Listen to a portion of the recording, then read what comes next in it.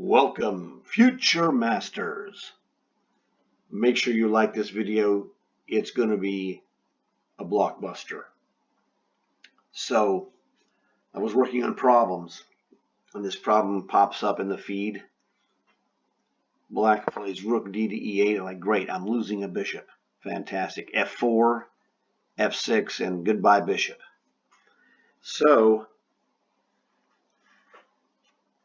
I looked at this, and then it popped off the page at me of what I was doing. And this goes directly back to my previous videos. If you have seen them, you should be able to solve this problem without too much trouble.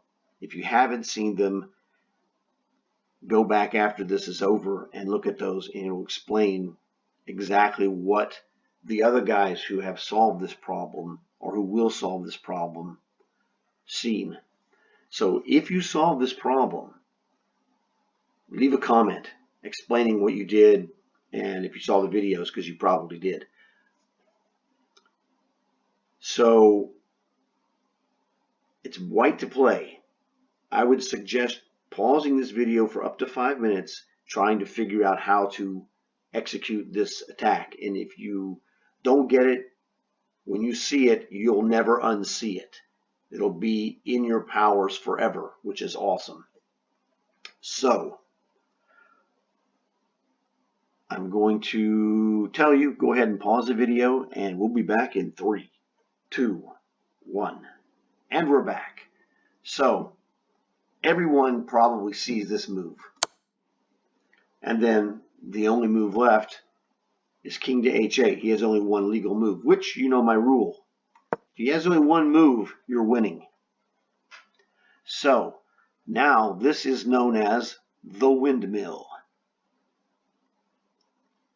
And when you have the windmill, which is this discovered check, usually by a bishop with a rook on the 7th rank or on the side, G. Usually the king is somewhere in the corner or on the edge of the board. When you have a windmill, you're going to have stuff like you get to move this rook with check. But the problem is, this is one of the special case windmill situations, which I mentioned in one of my other videos. So this rook is attacking this bishop. This bishop acts like the axle of a bicycle tire. This rook can go anywhere it wants to go on the G file or on the 7th rank within reason. With the bishop is the hub that delivers the check. Problem is, we play rook takes f7 check, the most natural move. Rook takes free bishop check, and you lose, because you're going to take this rook also. So that can't happen.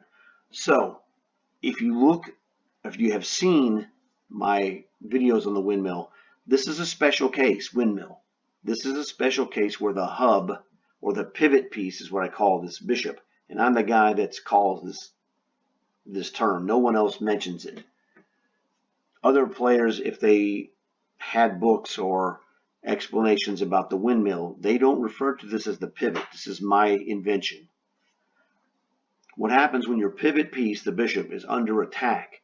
You're limited in what you can do. You can't go rook to f7 check. We already discussed that. He's going to take your bishop. Rook takes h7 check isn't going to work either. King takes free rook, and you have nothing. So, rook to g5 check looks like a good move. Wrong. He could play rook takes bishop, rook takes rook, which is good for white, except that that's not the best move. Rook to g5 check, double question mark, f6 best move, you lose. You can't even play bishop takes pawn check because his rook is pinning your bishop. So what happens here, when the pivot piece is attacked, you have to look for the double check.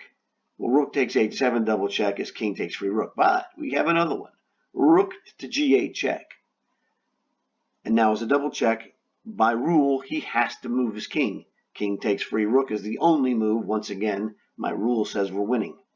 And then after king takes g8, you should see the move that wins. Pause the video, give yourself 60 seconds. It shouldn't take you that long. And we're back. So you see, rook to g1 check would be the finishing move. So here's the finish that I did. There's a double check because the pivot piece is under attack, and anything other than a double check will get it captured. Sometimes with check, in this case it is with check. And there's your checkmate.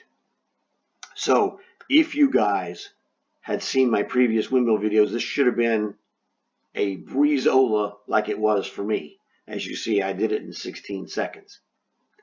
So if you haven't seen it, go back and look at those windmill videos because there's several different kinds and I cover all of those in those videos. So hopefully you enjoyed this awesome windmill video. Leave a comment, tell your friends, and I'll see you guys later.